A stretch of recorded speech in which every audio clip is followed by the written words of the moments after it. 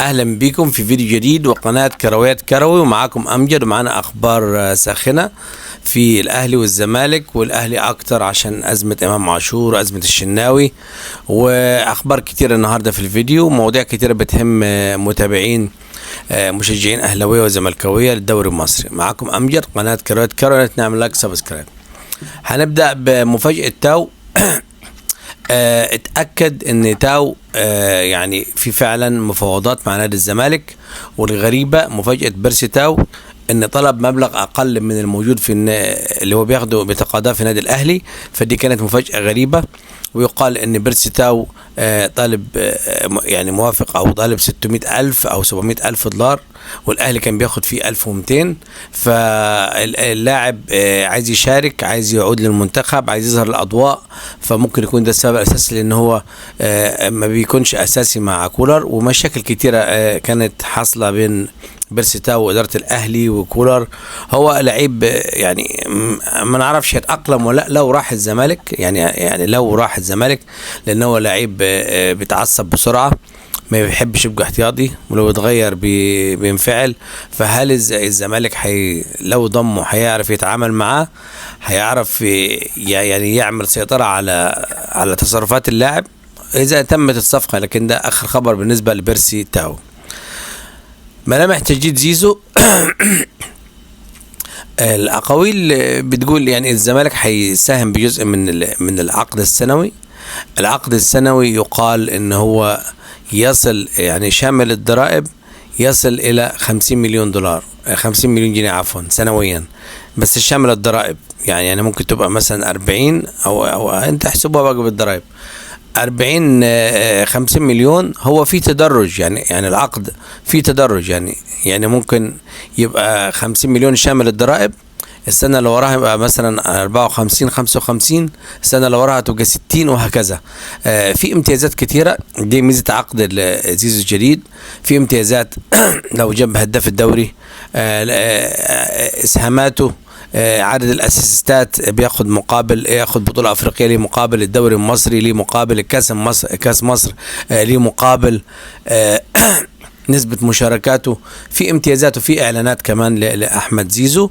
وبيشارك طبعا الاستاذ ممدوح عباس وبعض رجال الاعمال في تجديد زيزو، لكن في اتفاقات، مجرد بس انهاء التفاصيل هيكون في اقرب وقت. وان كان الجمهور قلق لان الوقت بيعدي والناس دلوقتي في شهر 12، بس المجلس عنده مشاكل كتيرة، وعنده ازمة باتشيكو، وعنده مستحقات كتيرة، فيعني عشان كده المجلس يعني متعطل شوية، فيعني الظروف صعبة شوية.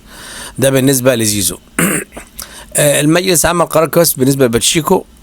باتشيكو صمم على المبلغ بتاعه، والزمالك حاول التقسيط أكتر من مرة، وعمل استئناف اتعمل بطريقة فيها يعني الناس شغل كفاءة إدارية، إن أنا أبعته في الأيام اللي فاتت دي، وبياخد في حدود شهرين يكون الزمالك القيد، يعني قيد لعبته في يناير، وكمان القيد قفل، فكده ممكن القيد يتأجل لشهر 5 أو 6، يكون الزمالك اتصرف فيه، على الأقل يجيب صفقات في شهر في شهر يناير. وده طلب جوزيه جوميز. ده بالنسبة لباتشيكو. قلنا كده تاو، زيزو، باتشيكو. اللاعب اللي الظروف خدمته احتمال يكون متواجد في ماتش غزل المحلة. سيف جعفر اخذ وعد انه يشارك، والاداره متمسكه بيه، وفي ناس كتيره من الجمهور شايفه ان هو عنده موهبه، هو بس عايز يشتغل على نفسه شويه، يعني هو كسول سنه، وعايز يشتغل على عضلاته واللياقه البدنيه عنده، لان جسمه زي ما انتم شايفينه ضعيف شويه. بدا هو اخر ماتش لعبه بدا يدخل بقوه، يبقى يعني في شراسه شويه، لكن لسه عايز شغل، فاحتمال يشارك في ماتش غزل المحله. كمان في غيابات كتيره، في محمد السيد مصاب، ومحمد شحاته مصاب، في لعيبه كتيره غايبه، واحتمال كمان ناصر ماهر يكون غايب عن الماتش مصاب طبعا. فهد المسماري وكيل اللاعب قال ان في مفاوضات فعلا مع احد مسؤولين الزمالك، وكمان قال العرض المفاوضات تسير بطريق جدي بشكل متميز وبشكل كويس. فيقال ان النادي عارض $1,000,000. طبعا المبلغ ده كبير خالص، ان اللاعب لسه لاعب مش معروف، ولسه صغير.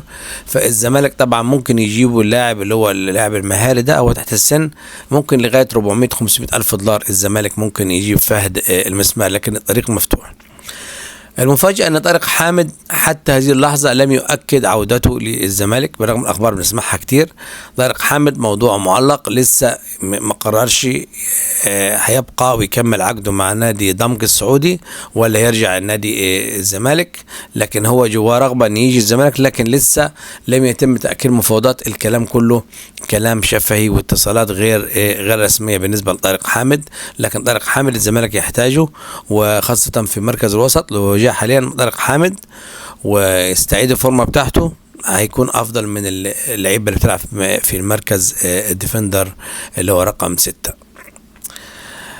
خبر حلو عن الجزيري بعد الاقاويل والاشاعات اللي انتشرت كتيره، ويقال ان الزمالك كان عايز يمشيه، واحتمال يعني بالرغم من التجديد ده كله، يعني هنقول دلوقتي التجديد هيكون لمده عامين لسيف الجزيري، احتمال يكون في عرض اعاره بحيث يجيب لاعب تاني من بيراميدز يدخل في صفقه تبادليه، او لو جاب مهاجم اجنبي والعدد عنده غير كافي، او حد مهاجم مغربي او حد في خط الوسط مغربي عربي، ممكن الجزيري يروح اعاره. لكن في هناك نيه لتجديد الجزيري لمده عامين لحين لحين قدوم اي مهاجم جديد، لان الفتره الحاليه الزمالك اصلا ما عندوش مهاجمين، ما فيش حد مميز فيهم. يعني محمد صبحي ومسلسل عدم الالتزام، انما الى علم الكابتن ابو واحد السيد ان محمد صبحي بيتاخر وبيسهر وبيحضر حفلات وبيتاخر ومفيش، يعني بيجي طبعا متاخر، بيبقى مرهق طبعا، مفيش تركيز، فتم توجيه تحذير اخير، والا المره القادمه هيكون في عقوبه على محمد صبحي حارس الزمالك. امام عاشور وتحطيم مبادئ النادي الاهلي. احد نجوم الفن السابقين طبعا معروف، هو ووالده طبعا كان رئيس نادي الاهلي، قال ان الاهلي يعني ما فيش حاجه اسمها مبادئ الاهلي، الاهلي مش شخصيه عشان تبقى له مبادئ. وبعدين احد الاعلاميين قال لك الاهلي مصلحته الاول، وفعلا انا مثلا بقول انا ما اعملش كده، لا في مصلحه، يبقى المبدأ ده انسان مش هتكلم عنه. هو اصلا منذ ان تعاقد مع امام عاشور وهو المبادئ راحت اتمسحت خالص من عنده. امام عاشور احنا عارفين الفيديو بتاعه المسيء للجميع، فيديو مسيء بشكل فج يعني، وكمان عدم عقابه. وخد المفاجأة دي، امام عاشور رجع التدريب والعقوبة المالية يقال وصلت 100,000، واحتمال تكون هتتلغي يعني، لكن يقال 100,000، ورجع التدريب. والشناوي دخل في الازمه، رفض الاعتذار، هنقول مشكلته دلوقتي مع كولر ومع امام عاشور في الاعتذار امام عاشور. فانت كده كرجل، انت كرجل مشاهد او مستمع، لما يتقال لك ان اللاعب اخذ 1,000,000 جنيه غرامه، 1,000,000 وعايزين تطبق وعقوبه اسبوع ايقاف على التدريب، فجاه تبقى 100,000، يبقى انت اصلا كده اللاعب تجاوز رهيب من امام عاشور مع محمد الشناوي وكوكا وكولر وكل الناس اللي معاه، محمد رمضان خاصة الشناوي، تجاوز يعني. انتوا تخيل لاعب فجأة يفرض عليه غرامة خيالية، مبلغ خيالي، يبقى كده اللاعب من غير حتى ناس بتحكي وناس كتير حكت، صحفيين ينتموا للنادي الاهلي وناس على اليوتيوبر، ان كان في تجاوز شديد من كابتن امام عاشور. طيب الحاجة التانية، فجأة العقوبة من 1,000,000 تبقى 100,000 يمكن تتلغي. ايه شكل مثلا مدير رياضي في النادي الاهلي هيبقى ايه شكله قدام اللعيبه؟ ان انا فرضت عقوبة، الحاجة بعد يومين العقوبة راحت، اللاعب رجع. وكمان امام عاشور كان بيسهر، كان بيقول احد اقاربه ان هو زعلان وندمان على اللي عمله، كان بيسهر وتم توجيه اللوم الشديد ليه، وكان منبين عليه ما فيش سهر والتزام، وراح احد الافراح وسهر. فامام عاشور كده هو اوضه اللبس بتفك، لان انت اي لاعب هتيجي تعاقبه يقول لك الله ده امام عاشور عمل وسوى عمل وانت سمحته، ومسافر كمان على فكره، مسافر جنوب افريقيا، وكمان هيلعب في كاس التحدي انتركونتيننتال.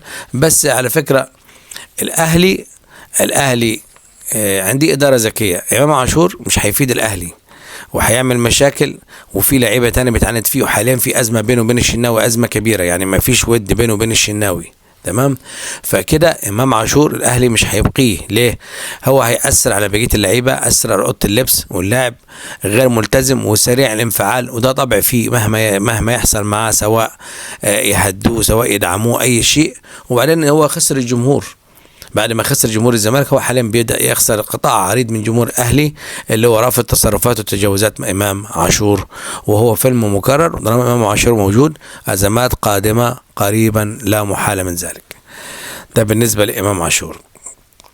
كولر بيبيع محمد الشناوي. كولر بيسألوه بيقولوا له محمد الشناوي مش موجود في القائمة وبره الاحتياطي وبره القائمة خالص. قال لا أنا هي في اتفاق. قال ما فيش اتفاق مع محمد الشناوي، لا يوجد اتفاق مع محمد الشناوي. كده محمد الشناوي يرفض الجلوس دكة لمين؟ لمصطفى شوبير في أزمة، في انه هو واخد موقف من امام عاشور، في انه مستاء لعدم عقاب امام عاشور، في ان الازمه لا زالت موجوده بين محمد الشناوي وامام عاشور، والجمهور جزء منقلب على الشناوي وجزء منقلب على امام عاشور.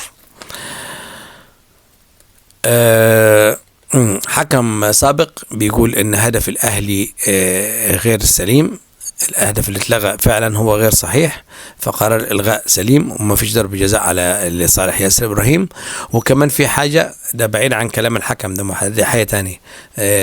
يعني ناس كتيره شافت وانتوا شفتوا ان اللاعب الكره جت في ايد رامي ربيعه، فكده لمسه يد، خاصه لما لمسه يد تيجي في ايد اللاعب لازم تتحسب. لو على المدافع فيها اقاويل، لكن لما تكون في ايد المهاجم بتلغي الهدف مباشره. نجم الدحيل على فكره، النجم ده معروض على الاهلي، والطاقم السكاوتنج بيشوف ارقامه، وفي مشاورات مع كولر، واحتمال الاهلي يحاول يضمه. لعيب مميز ومهاجم في الدحيل القطري. مين النجم ده؟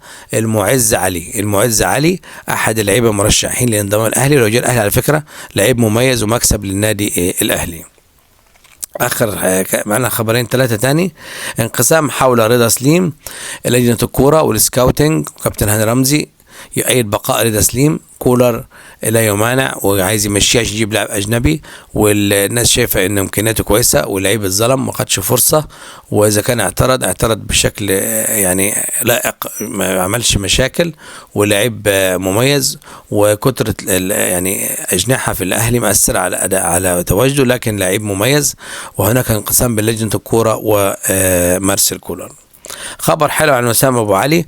وسام ابو علي هيكون جاهز في نصف نهائي كاس التحدي الانتر كونتيننتال. وسام ابو علي هيكون جاهز مع الفريق، واحتمال يشارك احتياطي، يعني ممكن يكون اساسي لو كان جاهز 100%. لو مش اساسي، لو ليس جاهز 100% ليس فت، هيكون احتياطي على الدكه. أشرف داري احتمال كمان يتواجد في نفس الماتش اللي هو نصف النهائي، لكن أشرف داري نسبة تواجده يعني نسبة 50% بس، لكن وسام أبو علي يقال نسبة 90% يكون في نصف النهائي كأس التحدي. قرار محمد رمضان قد يثير أزمة وغضب لمارسيل كولر. القرار محمد رمضان شاف أزمة الشناوي وإمام عاشور وشوية أزمات حصلت في النادي الأهلي، وعندي التزامات كتيرة ومناصب، مهام المنصب بتاعته كتيرة، ومش يعني هو مش قادر يواكب على كل شيء، فقرر يعين مدير كورة. وكولر هنشوف رد فعله عشان هو رفض موضوع مدير الكورة، ومرشح للمنصب ده كابتن محمد شوقي أو وليد سليمان أو وليد صلاح الدين. الناس كتيرة شايفة ان وليد صلاح الدين افضل من يقوم بمنصب مدير كرة في النادي الاهلي نظرا لخبراته وتعامله مع اللعيبة، وعندي يعني وليد صلاح الدين ما عندوش تهور، وعندي خبرات، وكان مدير كرة في أندية الدوري المصري. دي كانت كل أخبارنا. كان معاكم أمجد كرويات كرو. متنساش نعمل لايك سبسكرايب. تحياتي للجميع. لايك سبسكرايب وإلى اللقاء. تحياتي.